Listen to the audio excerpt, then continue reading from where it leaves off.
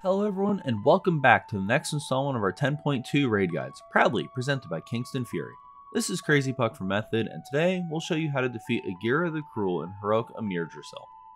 Please keep in mind, everything in this video is from PTR testing, and it's possible Blizzard altered the encounter in some way since the final testing. If that happens, we'll release an updated video after the fights are live. Igira is a single phase fight with an intermission each time she hits 100 energy. During the intermission, your raid gets to make a choice as to which new mechanic to add for the primary phase, allowing you some flexibility. Overall, it's kind of a neat little fight. Let's jump right in. During the primary phase, there's a few main abilities to deal with. Vicious Swing is your tank mechanic, causing all Igira's melee swings to also hit the closest player to the current tank. This also applies a stacking 20-second dot to the current tank. You'll just need the tanks to stack on each other for this, and tot swap each time your dot drops off. Next up is Twisting Blade. For this, the boss will turn towards a random player and shoot some swirling blade tornadoes at them. Just dodge these, they hurt. When the boss casts Blistering Spear, several players will get a large circle around them. After a few seconds, the circles explode, dealing moderate damage to anybody hit, tethering the targeted players to a spear on the ground, and leaving a puddle of goop on the ground.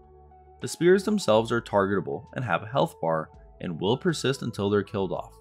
You'll want to kill them as soon as possible to free your friends from being tethered in goop, unless of course it's like your raid leader or something and you just really want them to die to get back at them. Once Igira reaches 100 energy, she'll cast Marked for Torment. This initially deals moderate raid-wide damage and knocks everybody back, then causes constant ticking damage and throws swirlies all over the place for 20 seconds. Around the room, you'll see 3 druids along the edges, as shown on this map.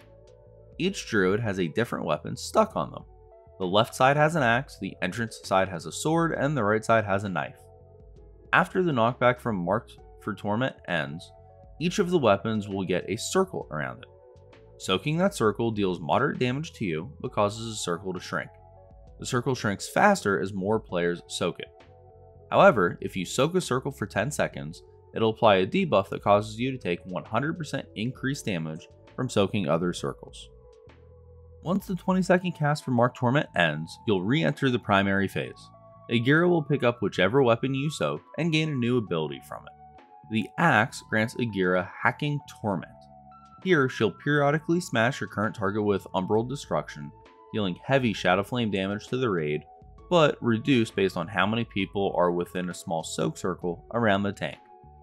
Anybody hit by the soak circle gets a debuff called Brutalized, making them unable to soak the next Umbral Destruction.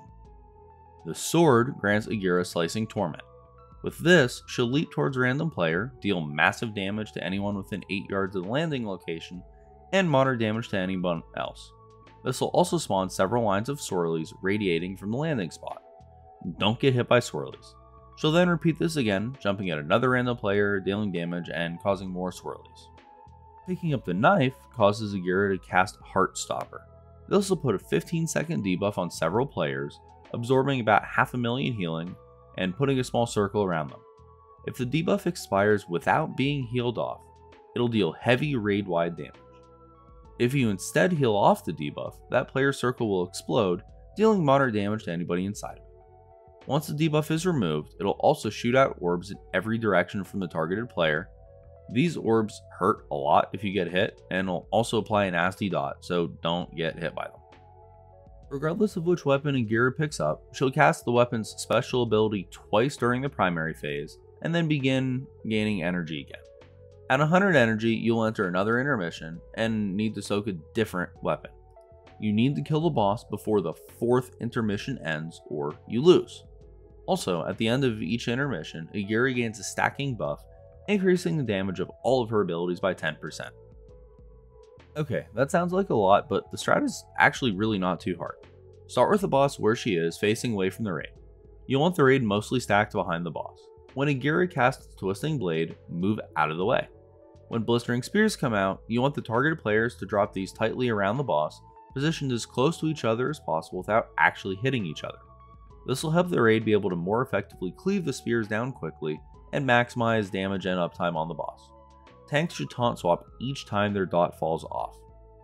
For the intermissions, you'll want to pre-assign 3 soak teams for the weapons, 1 for each intermission. We recommend doing sword first, dagger second, and axe third. The soak teams should get to their weapons as fast as possible, and everyone needs to dodge swirlies. When the boss has the sword debuff, she'll choose a random player to jump at. That first targeted player should move away from the raid, ideally towards the entrance of the room. The second player targeted should move towards where you were tanking the boss in the primary phase, so she just jumps back to where you already were. When the boss has the knife debuff, you want the people who get the heart stopper debuff to just spread out. Heal off the absorbs as quickly as possible and dodge the orbs. When she has the axe buff, you'll want to alternate having half of the raid soaking each smash. Make sure you pre-assign this. Something simple like groups 1 and 2 the first time, groups 3 and 4 the second time. And, well, that's pretty much it. Rinse and repeat the basic abilities, don't get hit by bad things, and kill the boss before the end of the 4th intermission. GG's friends, on to the next. If you enjoyed this guide, remember to like it and make sure you're subscribed to the channel to catch all of our previews, guides, kill videos, and more. A big thank you again to Kingston FURY for making guides like these possible. From everyone here at Method, have a great day, and we'll see you next time.